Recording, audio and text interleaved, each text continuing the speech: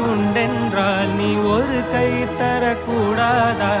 ஈராயிரம் கண் கொண்டாய் உன் ஒரு கண் என்னை பாராதா? உன்னில் சரணடைந்தே